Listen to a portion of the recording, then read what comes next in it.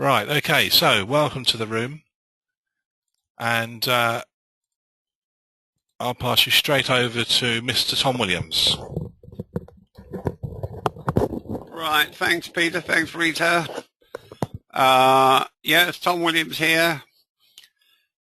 Now, we've had quite a bit of turmoil going on, one thing and another, in the stock market or in the market. When I say stock market, I don't mean necessarily stocks, but all the charts work the same way, whether they're stocks, currencies, or whatever, as far as we're concerned. Keep in mind, markets work on supply and demand. Right, and you'll soon get to recognize it. Now, we've got a chart up at the moment. What chart's this, Peter? It's a 20 minute. Now, this is a future, S&P future. Now, I've got 20 minute up. It doesn't necessarily mean anything special in that. You can look at any of these time frames. It's unusual if there's not signs of strength, if not right on the bottom, very close to the bottom. And of course, the principle involved here is that it's a down bar, it's a fresh low ground, right, or recent low ground. The spread is narrow and the volume is low. That means there's very little pressure from sellers on the downside. And that's why the spread is narrow. Okay, so we've got a signal. Pardon? All right. Sorry, folks. Can they see it now, Rita? Thank you for that, Rita. Thank you, Peter. Got a wrong button pressed somewhere. Now, it's a chart here of the 20 minute, you said, Peter. 20 minute, right. Now, we were talking about this down here. Fresh low ground. The spread is narrow and the volume is low. And here it's closing in the middle, look. There's little or no selling pressure at all in the market. Okay, so professional money know that. But they mark it up here. This is done deliberately. This is really absorption volume. They do this deliberately because they want you not in a fantastic good position. They've seen these down bars on narrow spreads. They know there's little to no selling pressure in the market. So they turn around, wide spread up. There's a slight increase in volume, or quite a lot, look. Okay, so that needs to be tested. You'd expect that to be tested. Okay, so right, okay, it goes sideways. There's a blue up bar, but here's a test here, look. May not come exactly when you expect it, but there's a red down bar, look. Narrow spread, closing off the lows, and that volume is low, look. Low volume means after this that there's still no selling pressure. So you expect higher prices. Okay, so they do the same thing again. They see that lack of selling, so they turn around and mark it up as fast as they can. Right, now there is an increase in volume. Markets don't like high volume and up bars. So the computer notices that. Yes, the market's open there, is it? Well, if the market's about to be open, then we expect a surge, but it still seems to work, though. It's obviously very high volume, look. The market must be opened here, look. And you've got really high volume, look. And the computer sees that, so it throws up another signal. Supply coming in. All right? So you get a quick down bar, which is supposed to be a test look, but you look at that volume, it's still quite high. So not all is rosy. Okay, but it goes up, up, and then of course you start, professional money know this weakness here, and you start seeing them withdrawing their interest out of the market. Weakness has appeared. Right, there's probably no demand. Look, don't forget we're looking at relative volume. Although the volume is above the average line, it's lowish compared to this. So that is no demand. Professional money see that too. So right, they say, right, okay, we're going to catch a few stops here, mislead a few people, okay, and see what happens.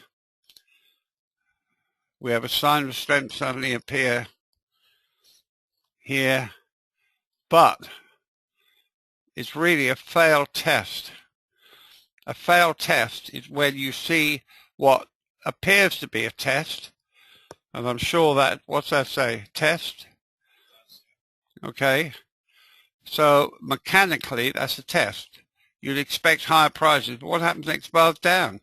So the reason why it's down, and the reason why it's a failed test, you've got this supply in the background.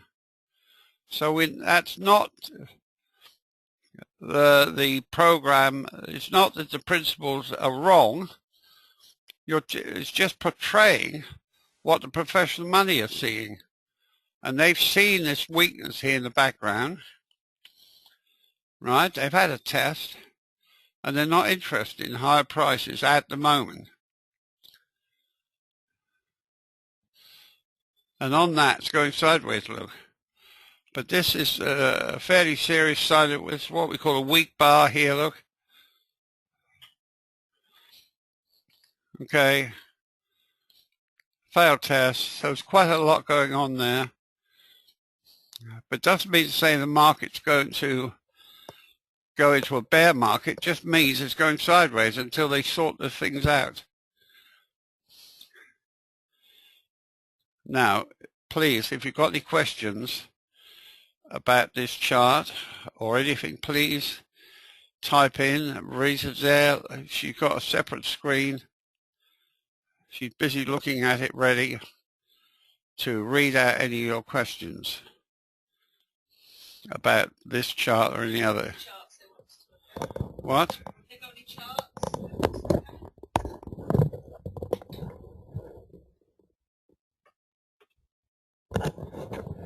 Hello, yes, so if you've got any charts that you want Tom to look at, please put it into the question box and we'll take a look.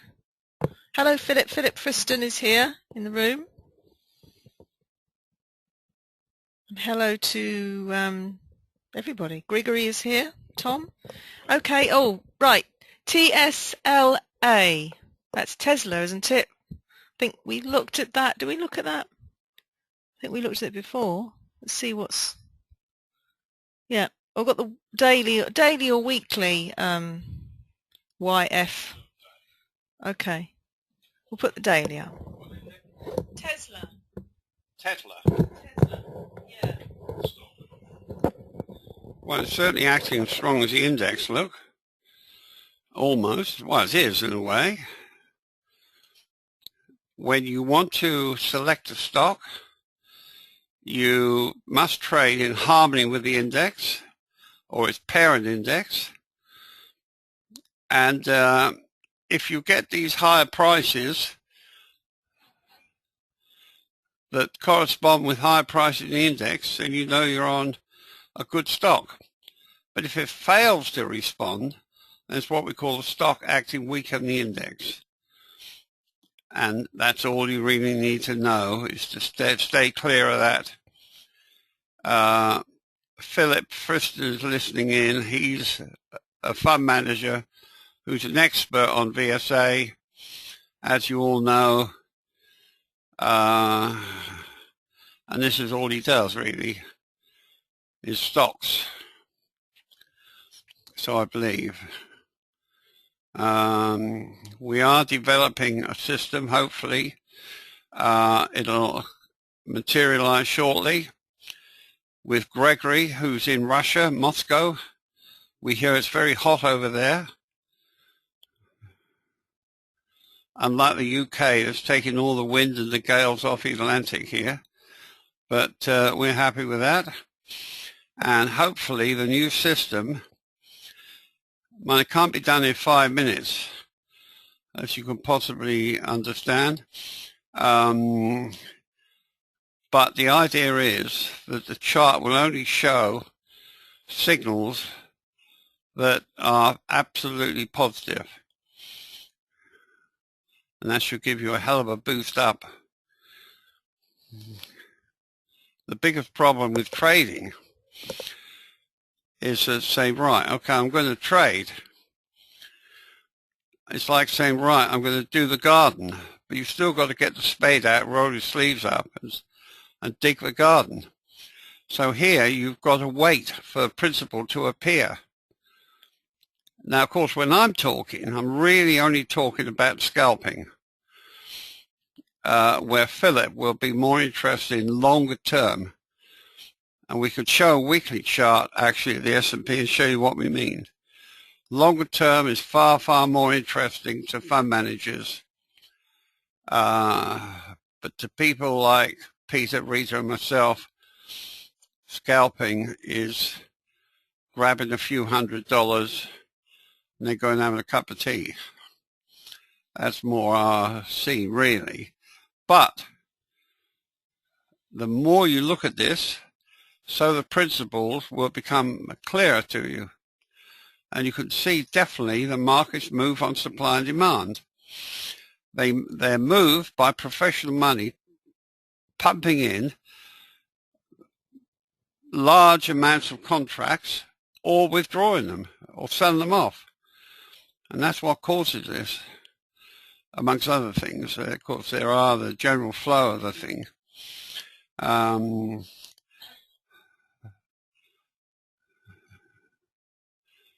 So this stock looks good. Should we change the trend lines? We've got an old trend line. Yeah, Peter. Need more bars. Yeah, you're quite right.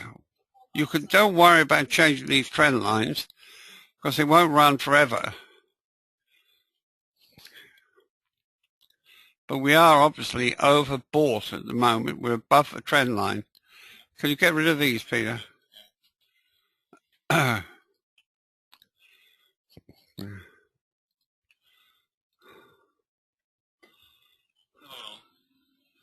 Right, a few more. That's it. Oh. Pardon? Well, it's yeah. When you look at longer term, There was this here that played a bit of caused a bit of that, isn't it? This is the bigger. No, that's too much here. It's obviously trending down here. To get an idea, draw a trend line from the two, well, from that high, say to that high, and that low.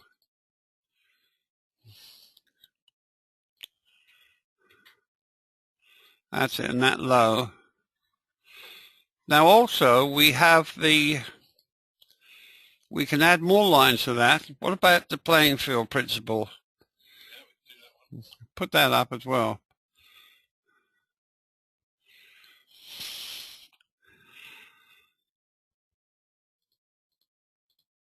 That's it.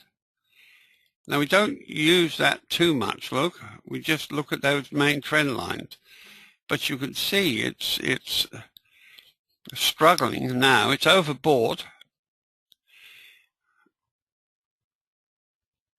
And when you look at that, it's not looking quite so strong as you thought, look, because there's no demand there. But it is responding to the index. That's the main thing. But we are overbought as soon as you're above that line. And that's why it's falling off like that. But it's acting fairly strong compared to the index, which is a plus sign. Right now, I could not say I would be interested in that. This here looks like a weak bar, look. This is what we call a weak bar. I keep saying we must make a study one day of what we call strong or weak bars. And of course that's solely by the appearance of it. Look, it looks like an upthrust. The volume is fairly high, look. So there must have been supply there on that particular bar for it to go up like that and then collapse on near the lows or the lower quarter, look. And we're overbought. That's probably, well, it is. That's why it's come off, look. But it is acting fairly strong as the market in a way. Well, it is on the short term. But these lines here are very useful. Gavin, I believe, uses these a lot. He calls them the playing field. And they work. But I was raised just to draw these main trend lines like this. And I find it difficult to study a chart without these trend lines on there. Well, I'd say trend lines make it easier for you to look at it. It's like a road map, isn't it?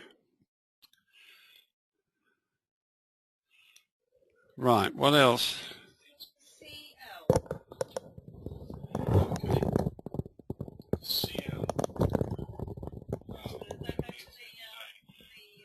Somebody wants to look at CL.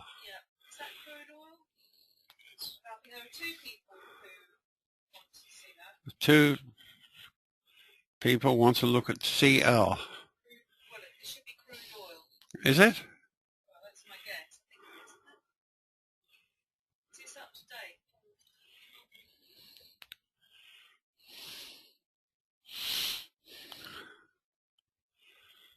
date? Well, we're just checking to make sure it's up to date.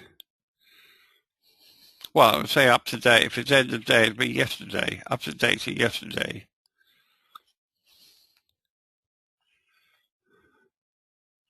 Now, we haven't pointed out, but there was a hell of a test last Monday on the S&P 500.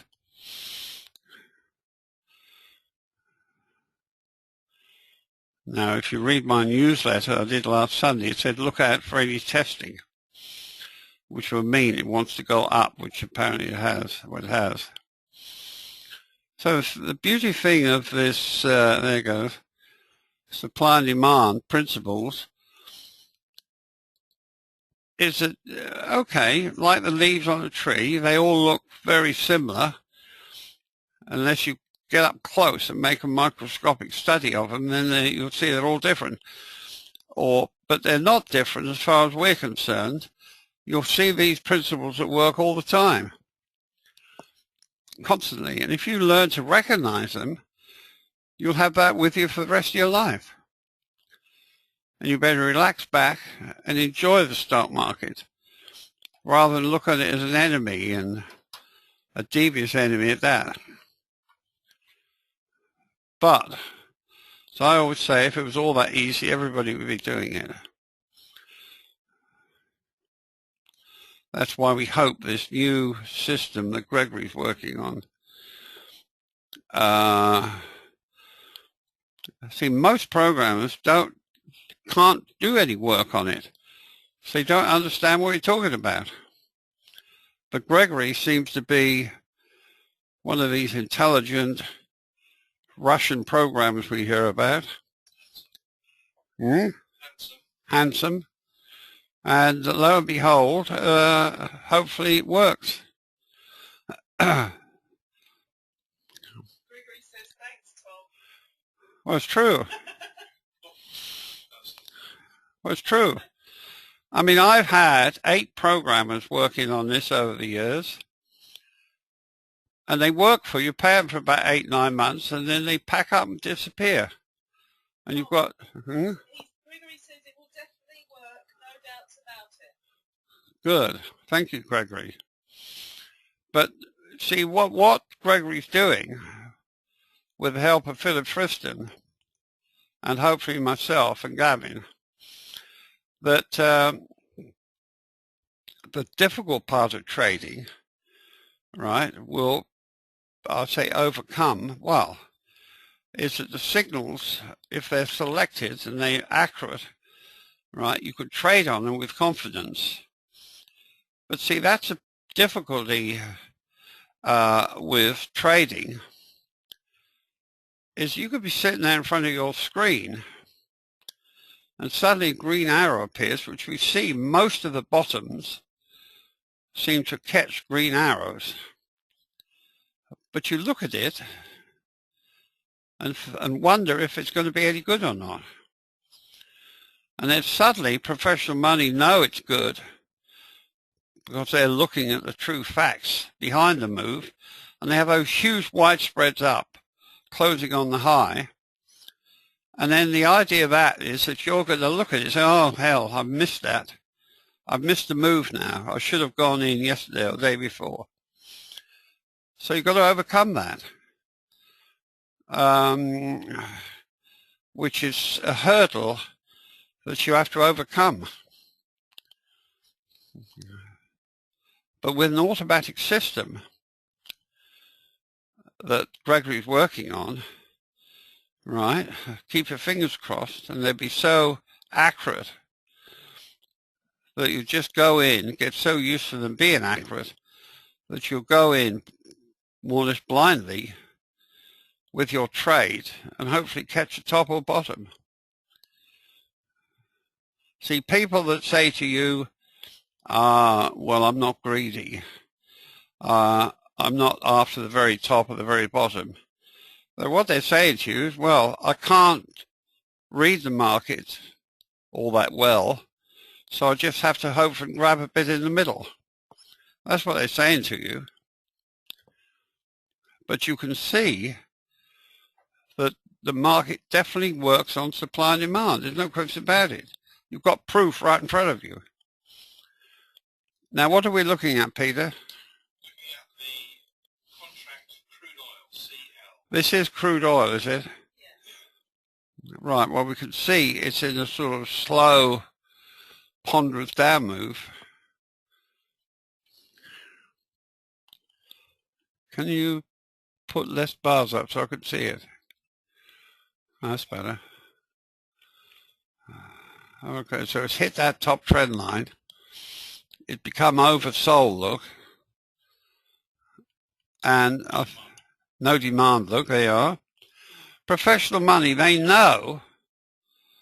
Well, first of all, look at that high volume on up bar. Markets don't like ultra high volume on up bars. Right? But this is where a lot of people, traders, get misled, because if you tend to listen to the television experts, they'll say, well, that's buying. That volume has to be buying. That's why it went up. But they're wrong. There is obviously buying. There's support in there, but there's also supply in there. That high volume represents weakness. Of course, they never seem to see that, but it's admittedly they've tested the very next bar, look. Right, and it does seem to be a positive test. It's a down bar, red, narrow spread, closed in the middle, and the volume is low. So that's a proper test, but we are overbought. So that gives a chance to mark it up again, but this time there's really clear no demand. They marked it up on the back of that test. It's overbought, right? But look at that volume. It's very professional money. The traders that matter have completely withdrawn, look, from this market. Red down bar. There's a little bit of volume here. This will be no demand. Is it no demand, Peter? Strictly speaking. Not strictly speaking, but it's not. Yeah. Anyway, it still falls off, look. Now, lo and behold, look, we got up thrust. That's definitely a sign of weakness. Yeah, Up thrust. Read these dialog boxes. There's a lot of information in there. That is an upthrust. That's what we call a weak bar. There's weakness in the background. It's overbought. It's fallen off.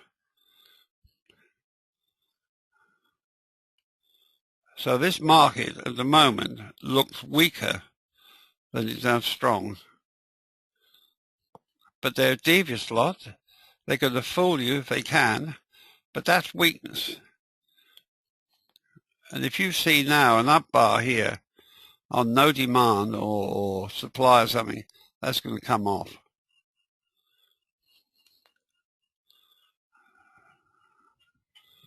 Anything else, Rita? Gold. Gold is money. This is Gavin's favourite. Gold.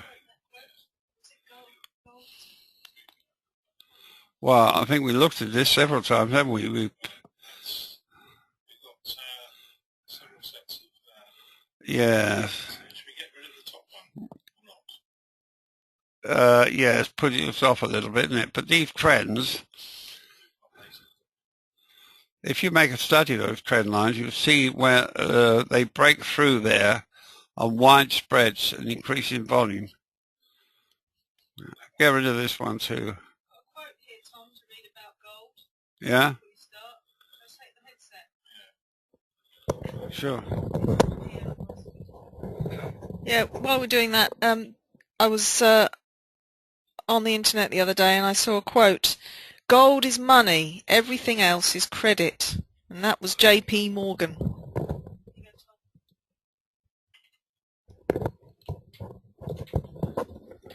Well, that's very clever.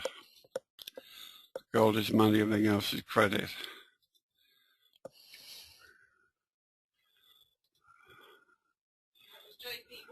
J.P. Morgan. God bless him. Okay, so we can see by the chart now we've redrawn the trend lines. This is gold, right? It's in a downward trend.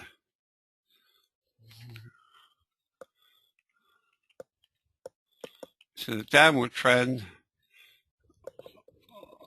looks like a top reversal here, look. Went up.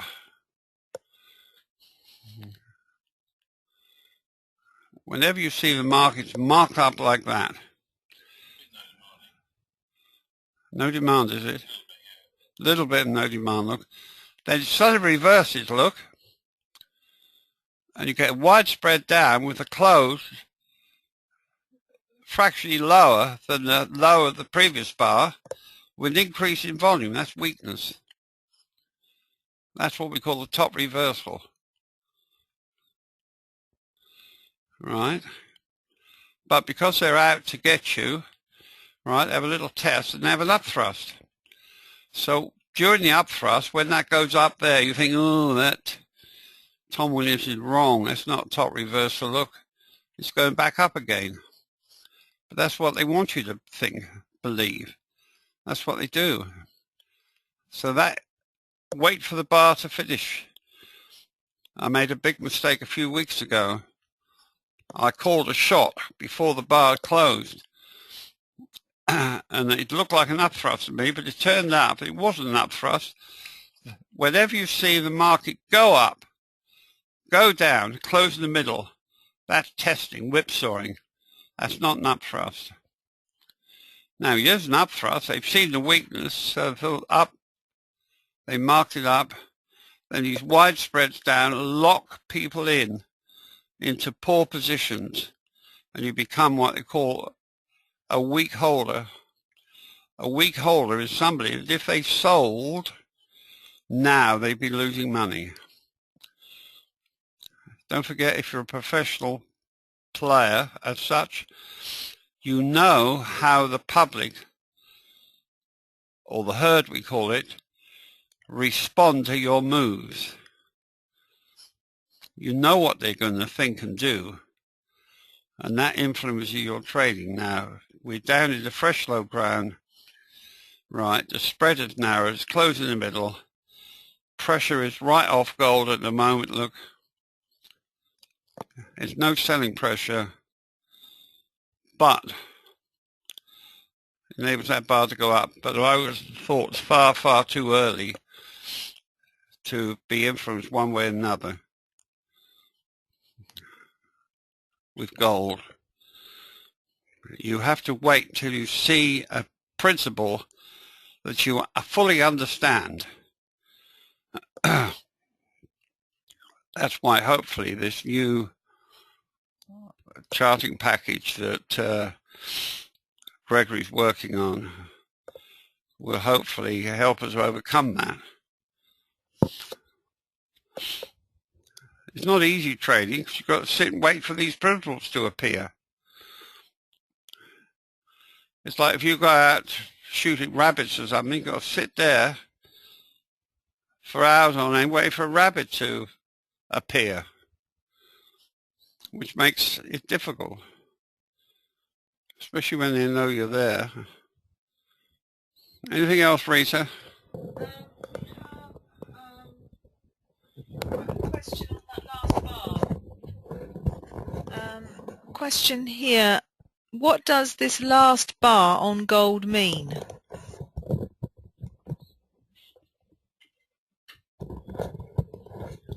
Well, what it means is, it looks as if it's been marked up. There's not a lot of demand there. There's not the bullish volume. Remember, bullish volume is expanding volume on up bars while decreasing on down bars. Bearish volume is increasing volume on down bars while decreasing on up bars. And if you think carefully about that, that's why in a weak market you get up thrust, you get no demand, and things like that. Okay, now that to me looks as if the volume's falling off. It's even closed off the high, and you could seem to, although you could seem to have a little bit of strength in the background, I would have thought with gold they want a lot more than that. However,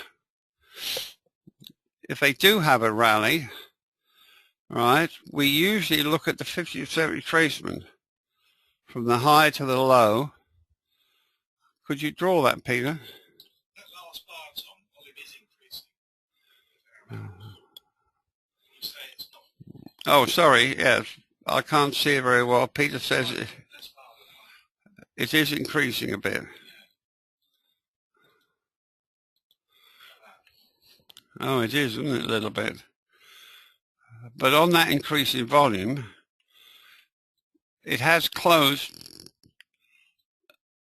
not quite on the highs. Look, it's closed the bottom part of the top quarter, if that makes sense. But there's no supply here, look. That's why it's trying to go up.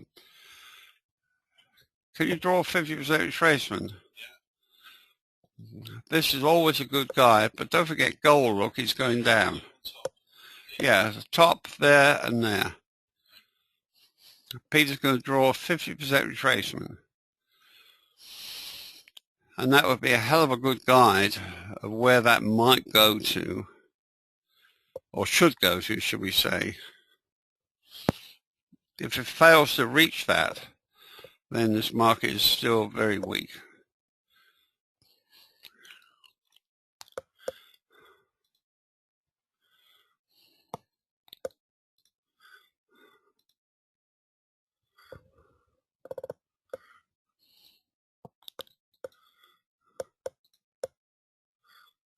So,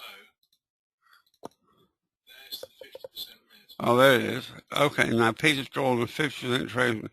Now there's a line there, look. Now this market is quite likely to go to 50% retracement because of this lack of selling here at the lows. And the market's vulnerable because it's fallen so far. But we are in a downtrend. Now if it fails to reach the 50% retracement, that's a sign of weakness. If it's a little bit buoyant, it may shoot through that and hit this top trend line. So there's nothing absolutely guaranteed that I can see there. unless you missed these parts here, but it's very easy to say that in hindsight. Really, I apologize for that. Okay.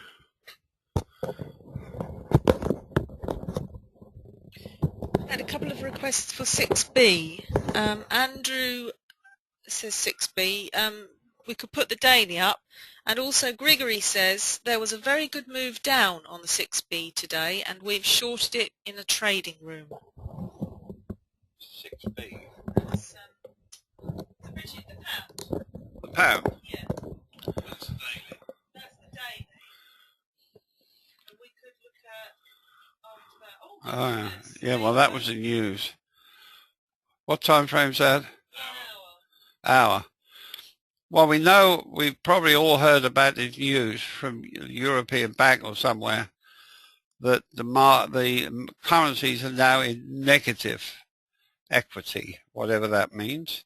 The euro has been given a bottom interest rate of a minus figure. The euro... So in other words, banks don't get any interest if they deposit it with the central bank in the world of asset management. Peter, you repeat that. I don't know whether this relates or not, but the European Central Bank announced that they were giving an interest rate out, deposit interest rate of minus 0.1%. In other words, if a bank, a commercial bank or any bank, they're all commercial, deposits any money with the European Central Bank, they have to pay them to keep it rather than get interest on it. Of course, we have to accept that it's all a bit airy-fairy, but that's what the news was.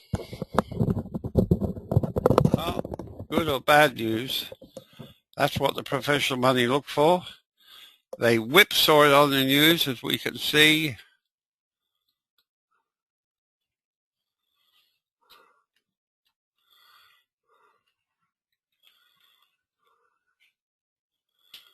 Right, sorry, there.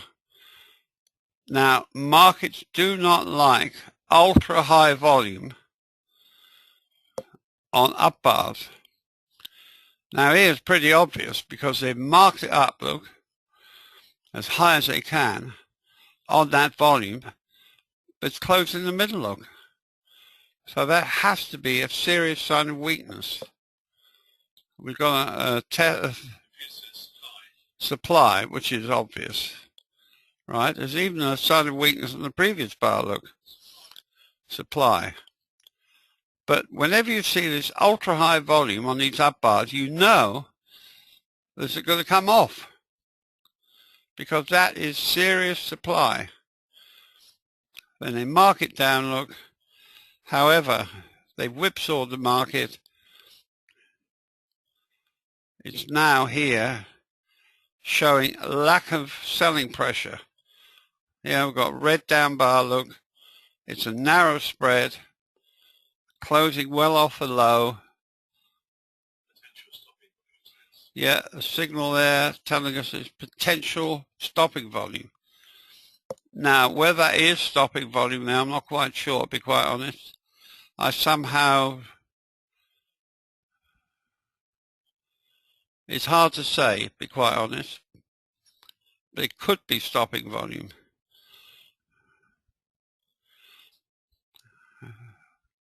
Because computers are looking at in the cold light of day. But we'll see. But this is a sign of strength, look. And on that back of that, it's going up a little bit. But it is going up on no demand, look. Again, you could do a 50% retracement between the high and the low and see where it is, Peter. Could you?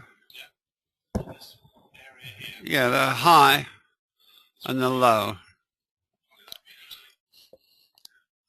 What's interesting, because 50% retracements do work, or seem to work.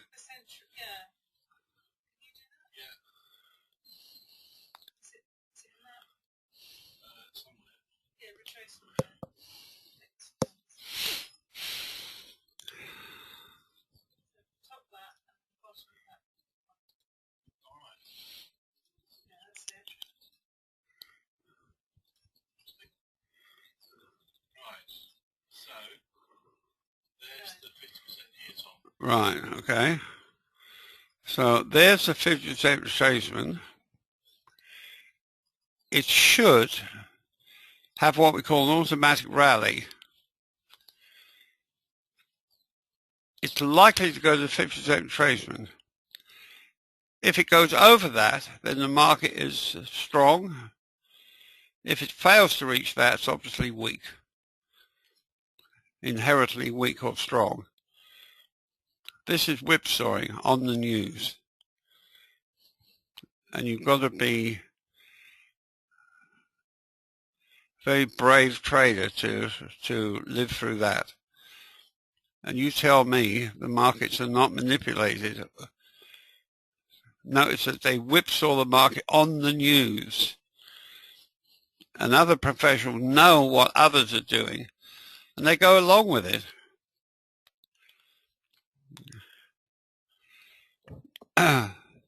You talk to even a professional trader in a trading pit, and they say, oh yes, we know when they're marking it down. We all join in.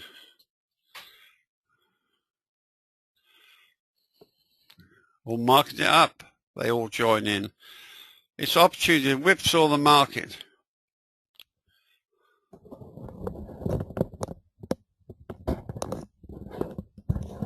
Whilst you've got this chart up, Tom, John would like a study of strong and weak bars. So we've got some examples.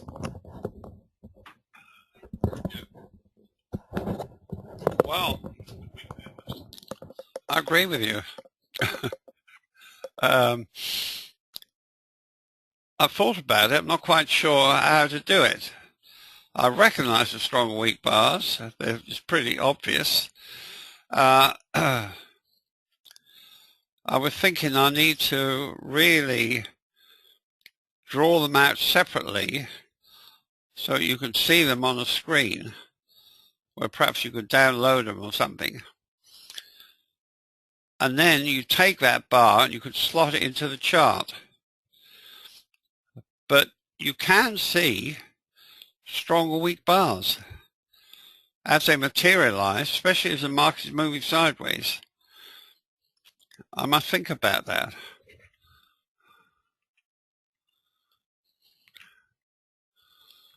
See, I mean, there's a weak bar there, look. But that's tested. Look, there's the test.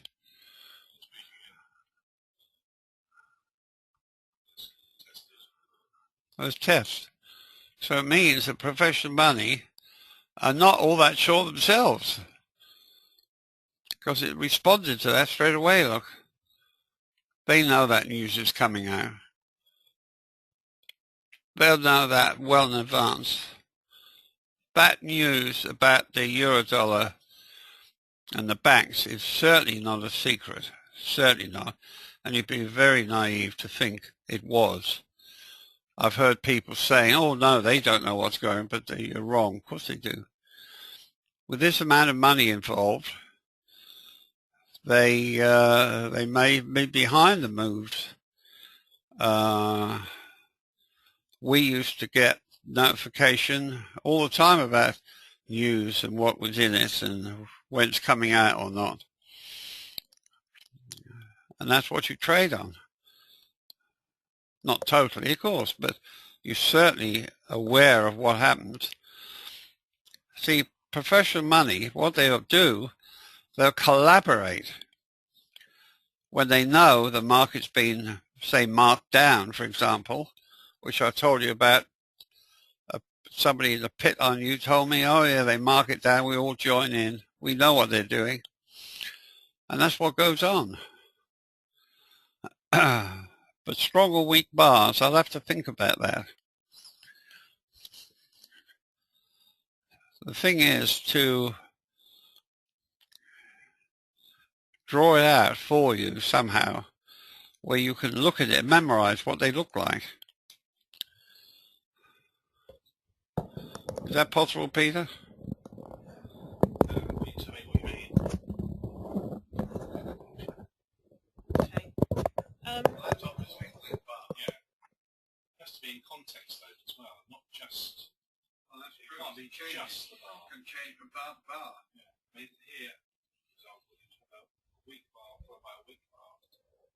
deceptive because the background is not obvious you can go short. Sure enough, you would have been wrong to go short straight away.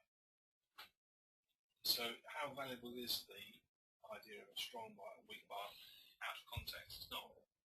Oh, I don't know. It does help. Folks. So we're having a private conversation here about strong bars and weak bars. So we're discussing about also the context of the bars, and Tom's still thinking about it, really. So, of course, the context is important, but equally, there's a side to it where certainly a particular bar will generally be a weak bar or a strong bar to look at. And I was just saying, well, also the context is important too. Yeah. So Tom's still thinking about the whole thing. Yeah, Tom. If the market's going sideways, then the overall conclusion of what you're looking at will form an opinion for you. But one problem is that when these markets start to go sideways, right, they may be weak bars somewhat to start with, but as it goes sideways for more and longer periods, then they start getting strong. You start seeing testing and things like that.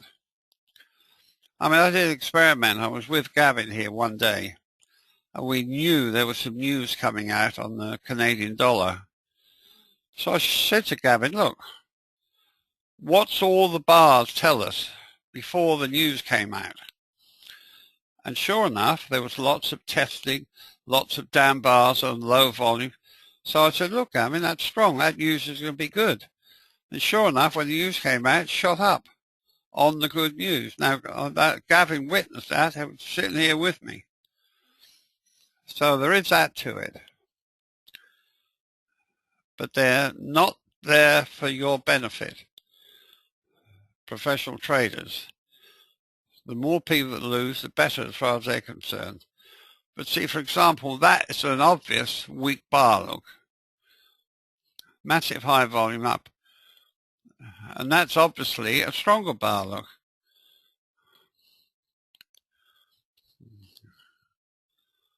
But it's going nowhere at the moment. There's the 50% retracement.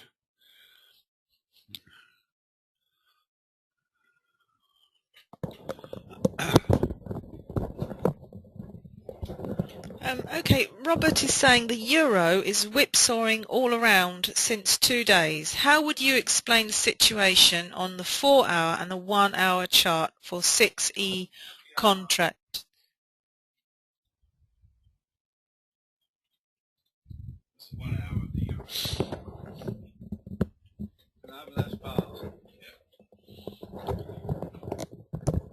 So this is a euro, 1 hour. Well, there you are, look. That's a reversal, isn't it? That's weakness.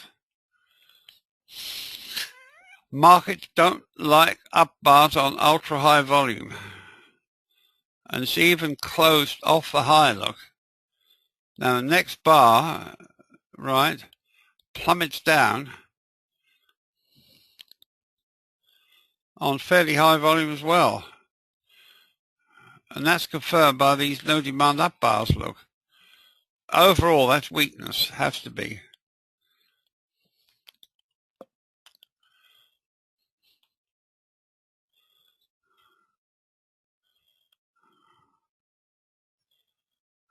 That's how I'd explain that.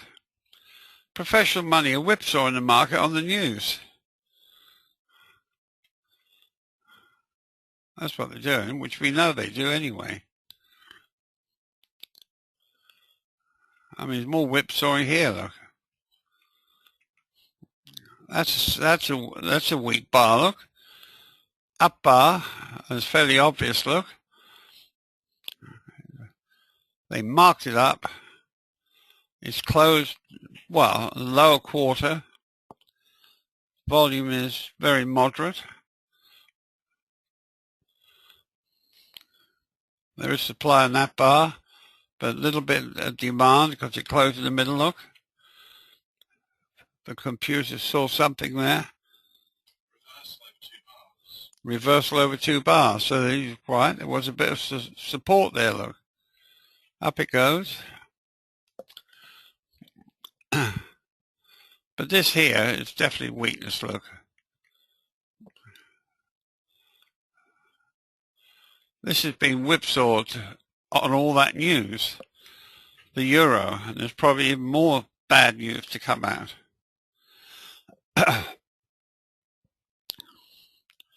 Luckily, yeah. Luckily in England we don't. That doesn't look right somehow. That's 4 hour. It might be.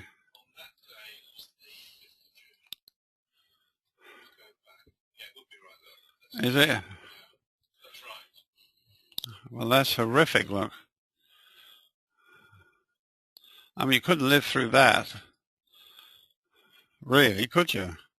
You're going to get stopped out, shaken out. Something's going to happen. This was on bad news. Yeah. Bad news. What, the interest rates? Yeah. So-called bad news.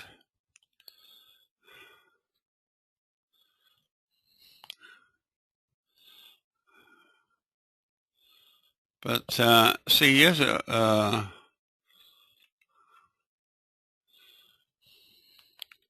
that's no demand. That bar, look, that's a weak bar. That's no demand. And then we've got an obvious weak bar here, look. That's an up thrust of some sort. Look. No demand up bar. That's weakness. So 4 hours showing us weakness, look. Despite we've got this in the background. Well, that is for a shakeout. They're all very similar nature. That is very similar. Well, that is a shakeout, isn't it? But it's weakness. Why is it weakness if it's a shakeout? It's supply. Yeah, well, the weakness must have caused that to come down there.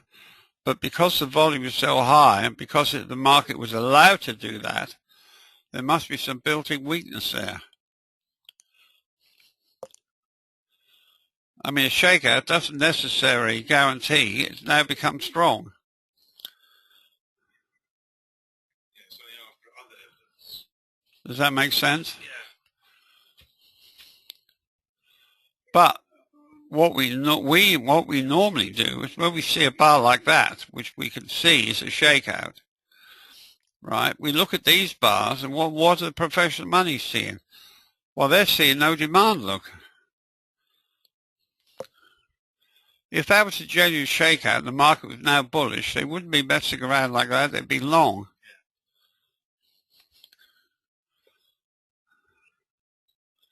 But that looks like a weak bar. There.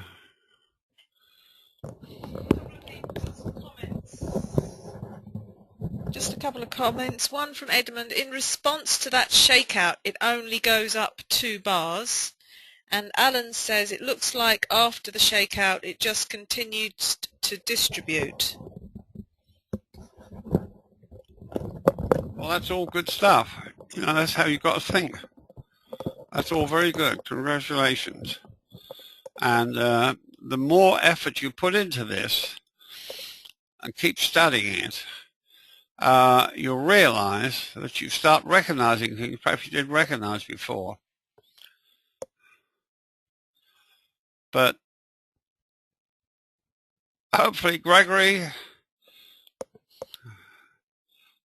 we're looking forward to seeing something from you. We've heard all about you Russian programmers and how brilliant you can be. And you're the only programmer that I've met since the original programmer, right, who knows what on earth I'm talking about.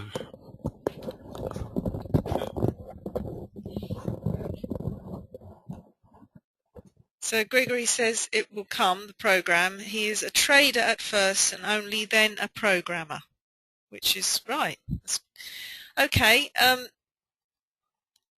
Silver daily picture, the big picture of silver on the daily charts. Yeah, we're going to put that up. We've only got the contract. Put up more. Silver. I think we'll get rid of this now.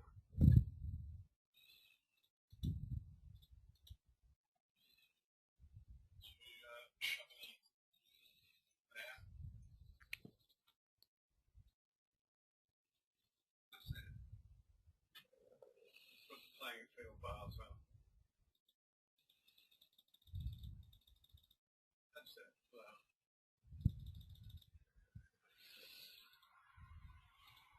that's it.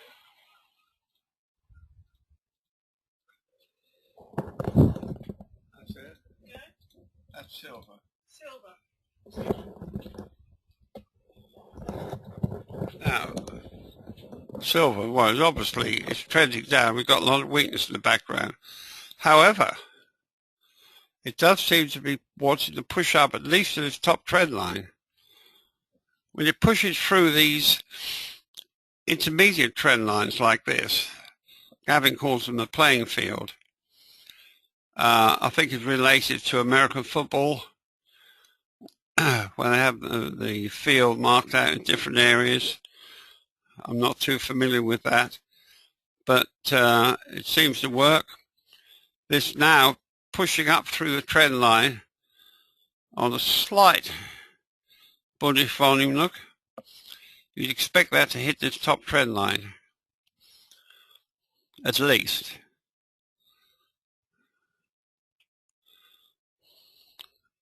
We've got down bars here. I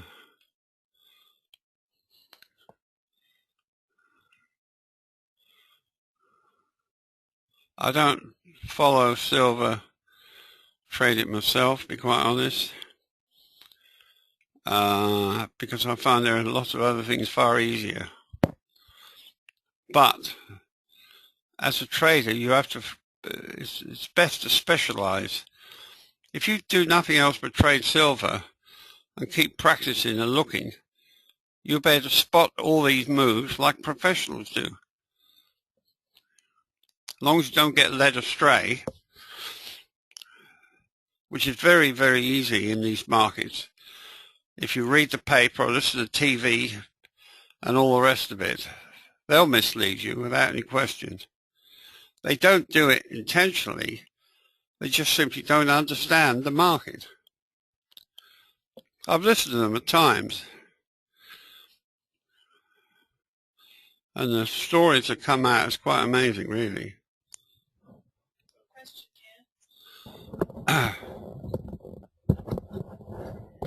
Andrew would like to know, why do you not draw your channels from the highest high?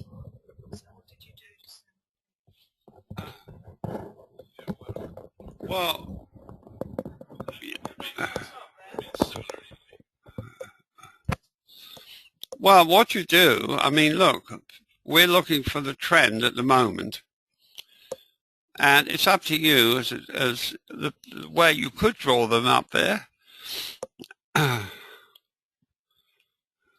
You'll find it's very, very similar, I think. That's it. I mean, it's not a huge difference, look.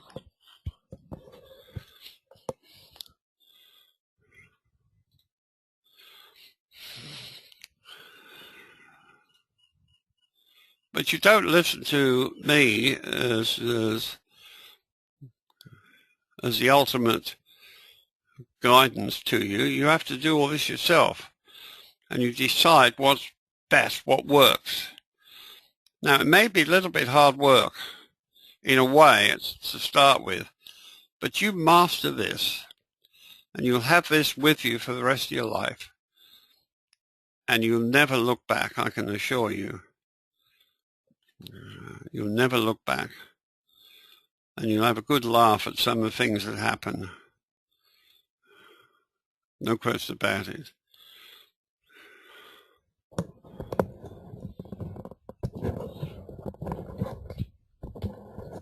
Okay, we've run out of time now, folks, so that's it for this week, and we'll see you next week, and thanks for coming along and listening. Quite a lot of people in the room tonight. So Tom will be doing his newsletter on Sunday this weekend, so look out for that. And we will be back next Friday, same time. Have a great week. Bye-bye.